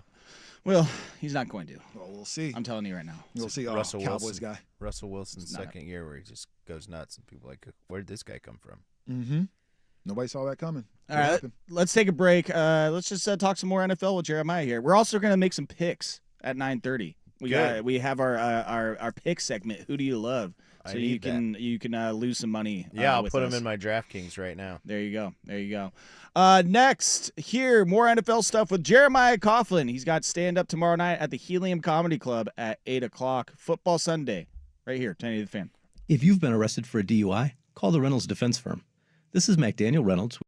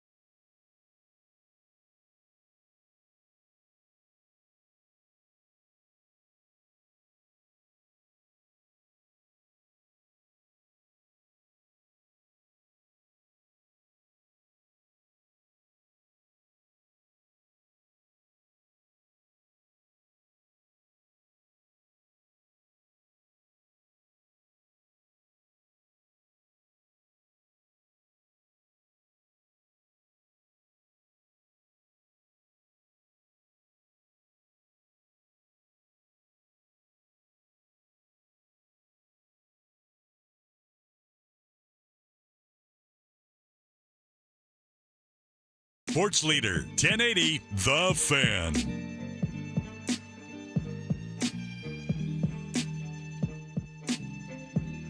All right. Some more football stuff because it is Football Sunday. Jeremiah Coughlin here in the studio with us. He is stand-up tomorrow night, 8 p.m. at the Helium Comedy Club. Yeah. On Veterans Day, which I told Rashad before you came in. I was like, that can go one of two ways. Do you have any cool Veterans Day jokes, or do you steer clear of? Yeah. That was a a lot of cool that. joke. Someone in the audience, they yeah. say that after. They stand up and they salute. Hell yeah, brother. No, I don't have any. Very good. I don't do political jokes. I don't do military jokes. I don't do anything like that. But if you are a veteran and you want to come to the show, you get half price tickets. So How about we did that? that. That's really yeah. cool. So VET 50, VET 50 at checkout. Just 50%, brother. It's on the honor system. That's So it. I'm sure there'll be some stolen valor out there. Somebody. A little bit. I don't care. Can I wear my camo Dallas Cowboy sweatshirt? Please do. Sit right in front too. So funny story So I can about roast you. about that is my dad. He has like a camo Dolphins sweatshirt. He's a Dolphins fan, and he was at Walmart or something like that. And this lady at the checkout stand was like, "Oh, thank you for your service." And he's like, "Oh no, I didn't serve, but this is just Dolphin sweatshirt." He's like, "My dad and my brother though, they served." And she's just like, "Oh, well, thank you for your service." And he's just like, "Are you Cool, man. I appreciate it. For being a Dolphins fan. Yeah, right. The sacrifices you've made. And there's some major sacrifices to being a Dolphins fan. Pain you know? your family's been through. Yeah, absolutely. For Watching everything Dan you've been Marino. through. Yeah. the Wanstead years." Oh, God. Yeah, for everything you've been through, you deserve it. I salute you for remaining a Dolphins fan. It was one of those where he's like, "Were you listening at all? You there, lady?" Oh, people. No, mostly they're not. You But never know yeah. what you're going to get at Walmart. So now, around Veterans Day, any sort of military conversation we have, I just say to my dad, I'm like, "Oh, by the way, thank you for your service." I love that. But no, he did not serve. And yeah, it's probably a good idea. Stay away from the military jokes on Veterans Day, unless they're tasteful, Yeah. we'll skip or it. you do a nice little USO dance number. There you go. Oh, yeah. Wear some scantily clad clothes there, some fishnets or something like that. That's not a bad Give 'em idea. a little Jessica I think Rabbit people. type I of think shit. people will be into it. Yeah. Yeah. Hot. Think about it. I was gonna say NFL. Yes, a segue out of that. What I have to ask. I mean, you being a Seahawks fan, I would assume that your most hated team is probably 49ers. Yeah. I don't like them. That's your most hated team. Yeah. Is there a team out in the league that is like outside of the NFC West, NFC what that you also root for? Like, is there an ancillary team? Like, do you have an AFC team? The Patriots. No. Oh, my okay. my whole family. Yeah, as a Seahawks fan, I'm sure he loves rooting for the Patriots. Yeah, my whole family is from over there though. So like my cousin has season tickets to the Hey, Patriots. Jeremiah, remember that pick? Yeah, I know. Just calls you every year. I had to wear some Patriots gear, and I think I had to buy them. I had to buy on that game. I had to buy New England Patriot Super Bowl champion pint glasses. One for him and one for me, and I still have it's still in my cupboard. Every day I open my cupboard and I see You that. spit your chew in there. Your dip. Yeah, I'm like this. That's what I Screw use these this for. guys. Yeah. No, not a Patriots, but I would do root for most of the rest of the Boston teams because of that. Like my family is all grown up being Gross. Boston Yeah, fans. I was Oh, saying. my wife is. a Well, Boston wrap it up here. Yeah, Football Sunday. that's fine. Thank you so much, Jeremiah. You know. But then I actually grew up as a Packers fan. Oh God, Yeah. dear well, God, man. You know, Reggie White. I liked Reggie White a lot. Reggie and White was the then- man. Yeah, Brett Favre. You know, when that A all likable came Brett about. Favre. Yeah. Yeah, seriously. Back in the day. Just high on perks and doing what he's got to do. Not stealing kind money. of brown Brett Favre. You remember that? Like, yeah, Yeah, that guy from- was cool. With those Yeah. snug Wranglers on From Mudflat, Mississippi, or wherever he was from. Yeah. and his copper fit. Mm-hmm. Yeah. I have an old timey cheesehead that was from the early '90s when they first really started doing that. Get a Came copper from fit Lambeau. cheesehead. Dope. How about Copper that? fit cheesehead. Yeah. I think that's got some sort of Doctor recommended. Yeah. some sort of scientific properties to that. Mhm. That wasn't what I was hoping to hear. What did you want? Did you want me to say the Cowboys? I don't know. I wanted I kind of wanted you to say the Cowboys. How does anybody root for the Cowboys? No, I knew that Joe wasn't gonna Simons happen. is a Cowboys You're fan. 11 years old is Joe- when you root Joe's for the a smart- Cowboys. I know. Like most of us. Joe's a smart cookie. I mean, you can tell by his first name already. If you live in Sweden or something, then I get it. You're like, oh, this is what American football is. But if you grew up here, right? I mean, where did you grow up? Yeah, I grew up in Portland. Yeah, or Portland adjacent. Yeah. How do you know. end up? How do you end up with the Cowboys? Just because? They were good in the '90s, and I was a child. Yeah. That's usually how things go. You'll do some blow with Why are- Leon Lett. Why are stabbing people with scissors with Michael Irvin? I was a huge Cowboys fan growing up as well, just because like Michael Irvin and Deion Sanders and obviously the whole, the It's whole very team was flashy. like, man, they were super, super cool. I remember like in 3rd or 4th grade, I have this, my school picture and I'm wearing this dope ass Cowboys like short sleeve hooded sweatshirt. Super cool. Oh, like a Belichick kind of thing. Kinda, yeah, Cut but the sleeves off. But the sleeves were like white and the shirt was blue with this Oh, big star and it yeah. was like with the white hood. It was super dope. Well, That is dope. we were talking about the international games earlier, and there's actually some. They started this initiative a couple years where teams can start marketing their teams in different countries to sort of like plant their flag in that country. Oh yeah. So like the Dolphins, they're trying to recruit Argentinians to be Dolphins fans. Oh, I like that. The Seahawks, I see on this list in a few countries, they're trying to get the Austrian folks. Okay. They're trying to get some of the Canadians. I was gonna say, man, I'm shooting for all over Canada. Yeah, to get the BC area. Absolutely. Yeah. Also on They have here, their own football there, but yeah. Yeah, that's the true. Rouge sucks. Okay. That is true. There is a CFL.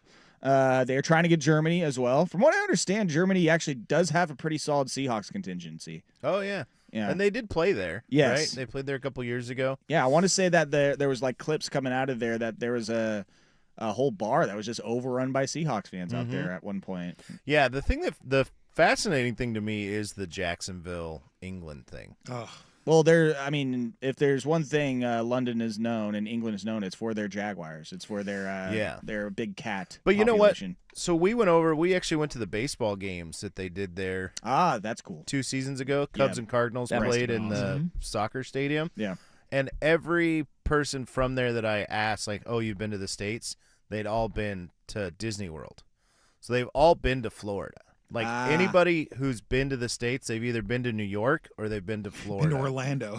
Yeah. Super random. That's America. Yeah. Yeah. And it was like, okay, that makes sense. Like they go to Disney World, so Florida, Jacksonville, it does kind of like track after a while. You start to get it. But, I mean, they need something. Well, it's a logistical thing, too. I think the Panthers being Germany's team and the Jaguars being the London team, it just makes sense, like lengthwise. Either Right? of you It's like ever- a 5-6 hour flight for both of them, I think. Yeah. Have and they either of you came ever in. been to Jacksonville? No. Boo. Yeah. Like there's a Waffle House. There's Yeah. another Waffle House. That's the claim to fame. That's pretty They built much 2 it. so they could be like, let's not Yeah. go to that one. Let's go to the good one. We go to the nice one over here where Bill's working. We're lousy with Waffle Houses out here in Jacksonville. Seahawks. They also try to recruit the Switzerland population. Switzerland. The Switzerland, land of the Swedes. The Swiss. You guys caught me. Yeah, I was almost about to say, oh yeah, the Swedes over there in Switzerland. I actually had a buddy that said that once, and he wasn't joking. Because He's my like, friend was "Wait, going to that's Switzerland. what they are, right? And he goes, oh, yeah, Switzerland, land of the Swedes. And it's like, no, you're an I idiot. love Swiss cheese. Hey. That is Swiss the chocolate. Dutch, right? No, that's the Netherlands. See that? What does that mean? How does that make sense? Yeah, there's no country called Dutchland. Yeah. No, But I mean, there's I was Deutschland. gonna say there's Deutschland. Yeah.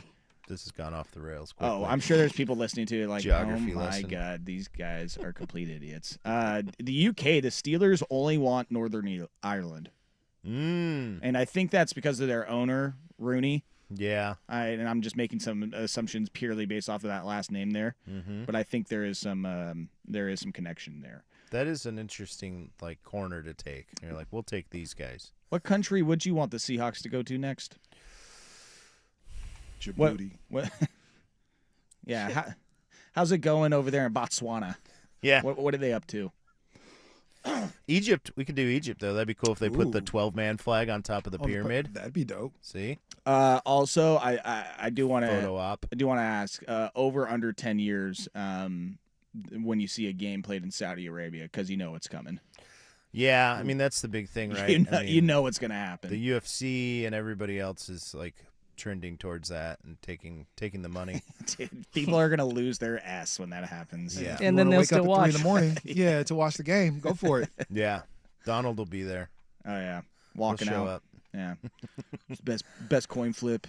A lot of great people here. It was the best coin flip. They saved my wrist and my thumb. I love your little hats. You know, the Little hat stadium you wear. actually looks beautiful. I've seen it. It's beautiful. It's going to be great. I love your little hats.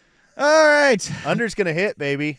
you I better can tell. hope. I'm excited for you. Yeah. Well, are they just trying to kneel the ball out? You know, I want to see some drama here. The Giants have the ball with 17 seconds left, so 17-14 Oh, Panthers they lead. could tie it. Yeah, if they tie it, we're hosed though. Yeah. The Giants have no timeouts though. That's the other thing is do they try and run up a play or run a play real quick, spike it, try and get some more yards, send this thing to OT. Let's give the Germans some OT, some free football, huh? They deserve why it. not? Yeah, they've all they've been through. You know, why not? What? All they've been through. Yeah, why not give them some free football? Yes. Yeah. Those tough lives. They deserve the it Germans so have, much. have lived. Let's take a break. Let's make some picks. For the love of God. Who do you love? Next, here, Football Sunday. But first, Schulte with the Sports Center update. Now, from the Fan Sports Desk, a Sports Center update on 1080 The Fan. First on the Fan, your Oregon Ducks getting the win over the Maryland Terrapins down at Autzen Stadium yesterday, 39-18. The final. Dylan Gabriel throwing for 3 touchdowns. Jordan James rushing for 1, but didn't play at all in the second half. And Brandon Johnson returned a fumble for touchdown, 62 yards in the first half as well. Into Corvallis, Oregon State losing at the hands of the San Jose State Spartans, 24-13 the final. Ben Branson under center, but he threw 2 interceptions despite throwing for almost 300 yards. Got the NFL Munich game happening in Germany right now. New York trying to tie it. Carolina leading 17-14 now. New York does have the ball now with 13 seconds remaining. 3rd and 7 at Carolina's 24. And it looks like they could have a chance to tie it here in just the next couple of seconds. And on to the NBA. The Blazers hosting the Grizzlies tonight back at Moda Center after a 4-game road trip. Their 1.5-point underdog tip-off is set for 6 p.m. on K2. And we lost an absolute legend Friday. Former Trailblazers radio play-by-play announcer Brian Wheeler passing away at the age of 62. He was behind the mic for 21 years, replacing Bill Schonely in 1998. Called over 1,800 games with the team until 2019. Wheels like Schonely will go down as the voice of a generation for many Blazers fans. More sports scores and stories in 30 minutes. I'm Schulte at the 1080 The Fan Sports Desk. Listen live or on demand on the Odyssey app, the Fan's desktop player, or tell your smart speaker to play 1080 The Fan. Got a smart speaker? It's the Fan in your office and every room of your home. Tell your smart speaker to play 1080 The Fan. Your home, your savings, your children. Everything that matters to you is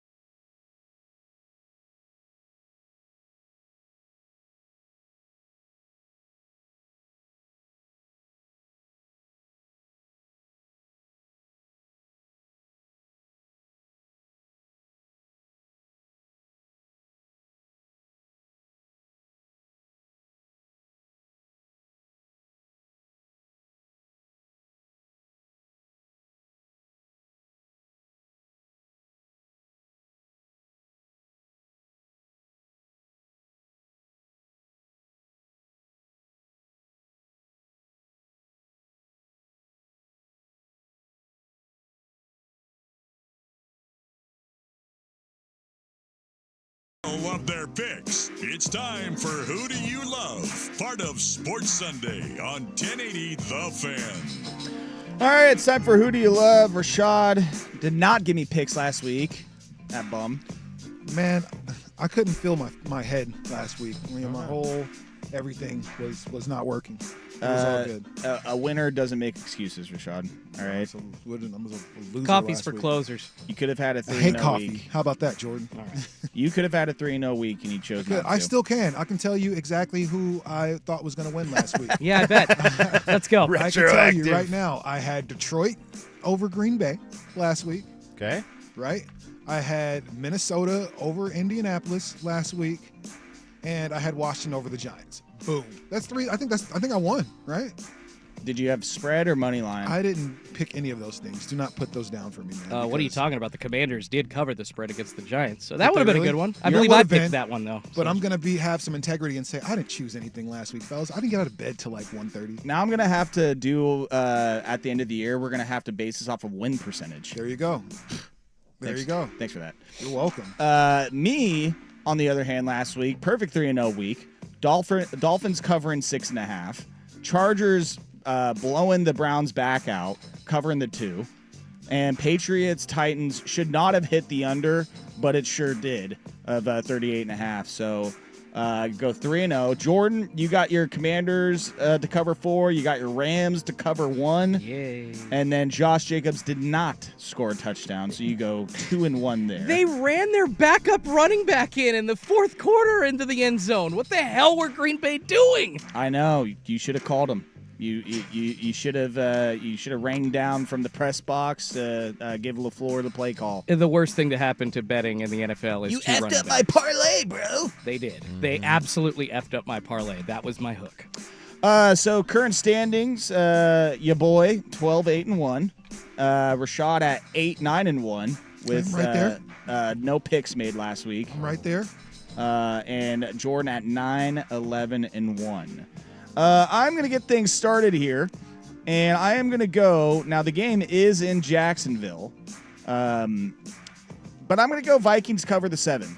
They have no Trevor Lawrence, which, quite frankly, didn't really matter for the Vikings or for the Jags too much this season. But they got McCorkle Jones at quarterback today. Who? McCorkle Jones? That's a real name? Mac Jones? Oh, you know His your first boy. name is McCorkle. his name is McCorkle. Well, it's Michael. There's no way we should have ever drafted this person Michael named McCorkle. McCorkle Jones is his name. So Yeah, call me Mac. yeah, I'm going with the Vikings to cover the 7 points against the Jaguars for my first pick. Well, I'm going with Chicago hosting the New England Patriots today. I'm going over under. The over under is 38.5, which is actually the lowest over under of any game on the schedule this week. I'm taking the under. The Patriots haven't scored more than 23 points all season, and only twice this season have the Bears scored at least anywhere over 24. I'm looking at two offenses that are just bleh. So for that, I'm taking What an the under. adjective. Yeah, I know, right? I'm taking the under 38.5. Over 38.5. I'm taking under. Under 38.5. All right. You got it. Locked in, bud. Automatic lock. Call me. First pick's free. I love going 7-0 on a recorded line. Schultze, what you got? This is a trap game. I know it is. It's Detroit on the road against Houston as a 3-point favorite. I think that is way too little points. Did Houston all of a sudden get Stephon Diggs back and Nico Collins like in the same game? Because last week, Houston had no offense, and I'm confused as to why they're going to this week. Do I think Detroit's going to score 50-plus points again? No, but I think they beat the Texans by more than 3. If I were y'all, I might push this down to 2.5 and take some slightly less decent odds, but I'll take -3 Detroit. -3 Detroit. Jeremiah. Yeah. Where are you going, bud? Well, I mean, if we can move the line, then I'm moving the line on Indy. Indy up to like 7.5. Oh my God. It's 4 right now. I think. You animal. Yeah, that'd be a good long shot. I think Indy. I think they might cover 4. I don't know. It's a trap game for the Oh, Buffaloes. in Indianapolis covering. And that's one of those weird ones where you see that line. My algorithm is pretty simple. Take my natural instinct, and if the public is going with that, then it's not going to happen. And right now, that is the Bills. Like, I see that where it's like, oh, Colts, only 4.5-point dogs? Yeah. I was like, that's weird. Yeah, take the Bills to cover. And then I see Bills are one of the most public bet teams this week. Yeah, I'm right there with you. I feel like the Colts could somehow cover that with old man Joe Flacco. Yeah, and the running game's been good. We'll see. And that is why I am going to go with the Bills covering 4. Listen, Joe Flacco, he has had his moments this year. In fact, that game earlier in the year when he threw for like 350 yards against the Jaguars, and I lost a bet because the Jaguars secondary decided they did not want to play defense in the second half. But I think the Bills are starting to lay their claim as one of the best teams in the NFL, in the AFC. And I just don't think they want to play with their food in this one. So I'm going Bills minus 4.5 to cover. I'm going to look at the Buccaneers versus the 49ers today. Let me see what the spread is. I just had it real quick. Spread is 6.5. Christian McCaffrey coming back. I think that's a huge help for this 49ers team that's just been all banged up and beat up for most of the season. So I'm taking the 6.5. 49ers 6.5. Yes, huh? sir. All right. Well, I'll mark that red for a loss right there. Hey, I got faith. CMC is back. Jordan.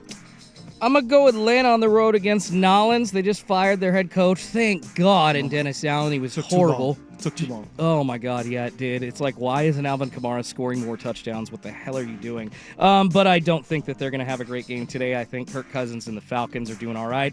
And 3.5 is a small number. So I take the Falcons to cover that. You don't think they're going to get the interim coach push? They could. But hey, we're going to care about this season for one game since we fired our coach? I would hope some teams figure out that might happen, that are going into a team against an interim coach for the first game. So maybe Atlanta planned for that. Maybe. But they could be stupid and didn't. Jeremiah. Let me get this back in front of me. I think I'm going to stick with the Commanders. Commanders at 1.5. I think they get it done. Left hand up. Who are we? Go Commanders. Yeah. Against who are they playing today? The Steelers. The Steelers. Yeah. Oh God, it's going to be a good one. I think it'll be a good game. Yeah. I have a real hard-hitting game. I have a rule of thumb: don't bet against Mike Tomlin. Absolutely not. Yeah, Brandon Sprague, don't do that. That is a tough one right there. I think I've lost multiple bets this year betting against Mike Tomlin and the Steelers, as the Panthers line up for a field goal. Here you go. I know, but that doesn't win it. No, it does not. But I'm just saying that works out well for you because then if they make a stop on this defensive possession, that's a W for you, Jeremiah. Mm-hmm. You're good. Let's see. And I now against my better judgment, I'm going to go with the Eagles to cover 7 points. Ooh, look at you. Because the Eagles, they somehow don't cover against teams they should cover against. It happened earlier this year with the Browns. Actually, I think that was it. Oh, the Giants already had a chance, Jeremiah. You win. Done. Oh, that was it. That was it. The Giants had the ball. We never even saw it. My God. They won the toss. Well, that's what happens when Daniel Jones is Let's the quarterback. Let's go. Dear God. The under. But yeah, I mean, Cooper Rush, Cowboys, the season's falling apart. This team's falling apart. Yeah, they get Micah Parsons back today, but I don't care.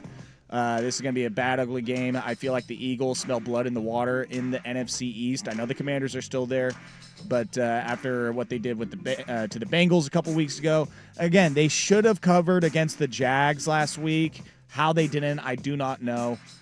They should have covered against the Browns a few weeks ago as well. It's just it's a weird team, but you're playing a Cowboys team that is being left for dead right now and in a bad spot. So Eagles covering 7.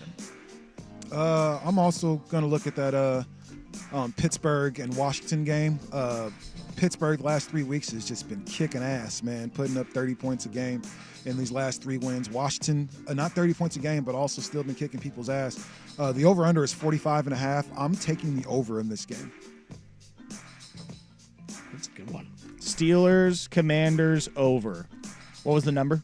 45 and a half. 45 and a half. All right. And Schultze, your last one. Yeah, I'm going Broncos Chiefs over 42 points, and this is basically just literally looking at the numbers. They're getting about 10 possessions each team. I think the Chiefs are going to score a bunch, and I think the Broncos can score with Bo Nix under center under the right conditions, and they can score a lot. So 42 seems like a lower number. Over 42, Chiefs, Broncos. And Jeremiah, give us the 12th winner of this segment. We're giving you 12-0 picks.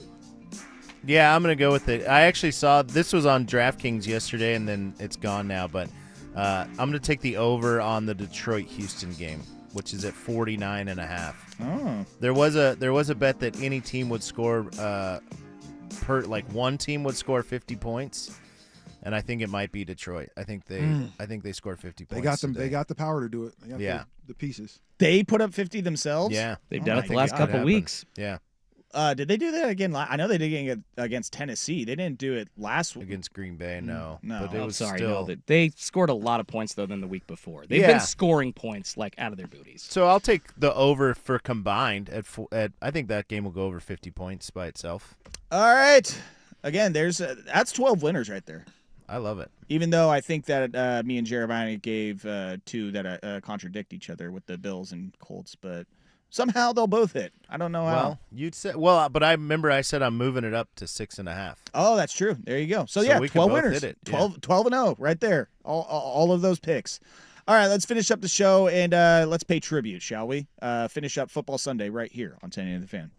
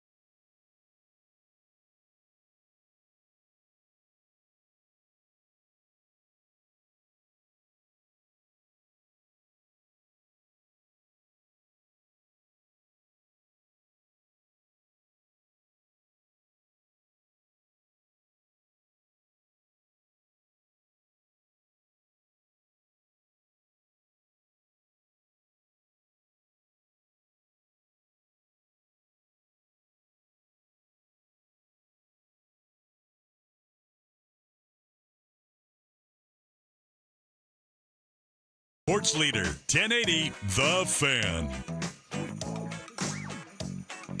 All right, final segment here. Got a couple minutes left. Jeremiah Coughlin in the studio with us. He's got a stand-up show tomorrow night at the Helium Comedy Club at 8 o'clock. Veterans 50% off? 50% off for veterans. There you yep, go. Monday, 8 o'clock. And then I'm also, if you have Washingtonian listeners, Friday I'll be in Vancouver at the RV and Style Convention Center. The convention center. That's right. I heard that. Not the amphitheater. Yeah, that's with my sober. For we were talking about that earlier. I don't drink or do drugs anymore, so we do comedy. That's like, no alcohol. My name's Jeremiah. Yeah. Hi, Jeremiah. Exactly. And here's a lot a of joke. that. Yeah. So come to that too. Are you from this area? I grew up in Kennewick, Washington. Okay. So, Perfect. Yeah. So you grew up possibly listening to some Blazers basketball on the radio. Yeah. So then you are familiar with one Brian Wheeler. Mm-hmm. Yes. Jordan, he sent out a text last night. I'm glad that he sent it as a reminder, but we lost Wheels this week. Yeah, I heard that on my way in. I wasn't aware of that. Yeah, that's total bummer, man. I mean, bummer. his voice, his calls. I remember as a young, sparky 18-year-old working at the Sherwood Safeway. And him coming in and me doing my job as a cashier saying, "Can I see your ID, sir, before you purchase this alcohol?" And he handed the ID over, and I saw the name on there, and I was like, "Wait, Brian Wheeler." I was like, "Wheels? D Wheels?" And he was very coy about it, very humble. Yeah, but that was a starstruck moment right there. We're meeting Brian Wheeler for the first time and talking, and I just did the whole love your calls, love you calling the Blazers, you're awesome, just wax poetic straight to him. And then he's like, "All right, can I have my food, please?" Yeah, I'd like to get on with my day. Yeah. There's a line forming, sir. We gotta move this along. Yeah, I got a chance to meet him once as well. I got a chance to sit in for Dusty doing the USA versus world game that happens every year. Yeah. And just he just happened to be there, and so we're in the press spot of the Blazers Arena or over the Moda Center, and I just happened to see him just in there, getting some food and drink, and it's like, "Excuse me, Brian Wheeler?" So yeah, it's like, "Man, thank you. I'm a big fan. Have been since I was a kid, man. So I know your voice, better than I know a lot of other sports media." He's like, "Oh, thank you." Very humble guy, like I said, very coy. It wasn't like, "Oh yeah, I'm the man here." Yeah, I'm swag. Yeah, that's not like that. yeah. But he was super cool, and that boom shakalaka, and hearing all those calls that are just so synonymous with like Portland basketball. Man, he's gonna be missed. He was really, really good at what he did, and it's hard to keep people's attention, like doing play-by-play on the radio, and he was absolutely a one-man show, in most cases doing that. Like, he was great, and he's going to be missed. He was definitely one of the voices of Portland, so we're definitely going to miss you, Wiz. I got the chance to work with him early in my career, and this breaks my heart. Like, this is one of the reasons I got into broadcasting. He is just the voice of a Blazers fan, generational, from 98, 99 when he took over until when he left in 2019. He was the best NBA play-by-play voice, period. True. And there's no conversation other than just saying that. And I just cannot believe he's gone. And it is just, I don't really know what to say other than I'm going to miss him terribly. And I appreciate everything he did for me, because I am broken up about this. This is a tough loss. Favorite moment listening to him was the Brandon Roy playoff game against the Mavericks. I even remember that. Yeah, I was. That was one where I was in the car driving it back home from work during that fourth quarter, and man, he made that moment amazing that I would never forget. Rest in peace, Brian Wheeler, one of the all-time greats. It's like a Dave Niehaus kind of thing Exactly. too. Like everybody that I know here, like Danny Meringue, Joe Simon, like anybody that's in sports broadcasting now, like can point to Brian Wheeler as 100%. Something that like got them into it. And He's the GOAT. That's He's the incredible. From one Portland great to another, Jeremiah Coughlin. Go out, see his show tomorrow at the Helium Comedy Club. It's going to be fun. Yeah. 8 p.m. And then, again, your Vancouver show. Yeah, Friday, 8 p.m. also at Perfect. the RV in Style. And then if you can't catch him at either of those, go and catch him out at the Pickles game Pickles on the field. games. as Follow the me on MC. Instagram, Jeremiah Coughlin. What is it? Pickles games, they'll start back up in June? Yeah, May, like Memorial Day is kickoff for that. Gotcha. So I'll be there. Can't wait. Thanks for coming in today, dude. Yeah, thanks for having me. Yes, Appreciate you, always. guy. Always. For Joe Fisher, Rashad Taylor, thank you as always. My guy. Good to see you, bud. Yes, sir. Jordan Schultz, thank you as always. Appreciate y'all. Love y'all. Everybody have a great Sunday, and you can turn on Red Zone now. We're about to kick off Sunday NFL action. Thanks for listening to Football Sunday on San Diego Fan. Peace. If football and chicken wings were made for each other, then the